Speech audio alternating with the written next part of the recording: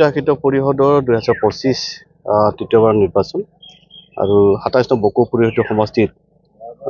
নিৰ্বাচন যুক্ত সংগ্ৰাম সমিতি ভাৰতীয় জনতা পাৰ্টি আৰু এছপি এনডিএ মিত্ৰজোঁটৰ প্ৰাৰ্থী হিচাপে প্ৰক্ষেপ কৰিছিল আৰু ইতিমধ্যে প্ৰচাৰ কাৰ্য সমাপ্ত কৰি আজি আমাৰ ভোটগ্ৰহণ আৰু সকলোৱে ভোটদান কৰিবৰ বাবে স্বতঃস্ফূৰ্তভাৱে ৰাইজ ওলাই আহিছে আমি গোটেই চেণ্টাৰবোৰ ইতিমধ্যে আমি কৰিলোঁ এটা সুন্দৰ পৰিৱেশ ৰাবাচন ইলেকশ্যন বুলি এটা উৎসৱৰ নিচিনা মানে মানুহে লয় আৰু গতিকে আশা ৰাখিম আমি 10টা বছৰ মোৰ কাৰ্যকালৰ সময়ত আমি ৰাইজৰ যথেষ্ট আমি কাম কৰিছোঁ আৰু তাৰ প্ৰতি লক্ষ্য ৰাখি তেখেতসকলে এইবাৰো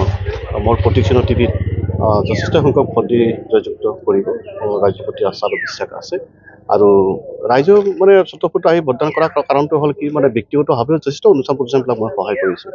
বা ৰোগীয়াবিলাককো সহায় কৰিছোঁ স্কুলৰ ছাত্ৰ ছাত্ৰীবিলাককো সহায় কৰিছোঁ আৰু যিবিলাক খেলুৱৈ বাহিৰত খেলিবলৈ যায় সেইবিলাকো ব্যক্তিগতভাৱে সহায় কৰিছোঁ কাউন্সিলৰ পৰা আমাৰ সুবিধাখিনি পায়ে তথাপি ব্যক্তিগতভাৱে মানে যথেষ্ট অনুষ্ঠান প্ৰতিষ্ঠানবিলাক সহায় কৰিছোঁ আৰু বিপদ মুহূৰ্ততো যিকোনো বিপদ মুহূৰ্ত মানুহৰ ওচৰত মই গৈছোঁ গতিকে তাৰ প্ৰতি লক্ষ্য ৰাখি উন্নয়নৰ কথাটো নকওঁৱেই তাৰ প্ৰতি লক্ষ্য ৰাখি ৰাইজে স্বতঃস্ফূৰ্তভাৱে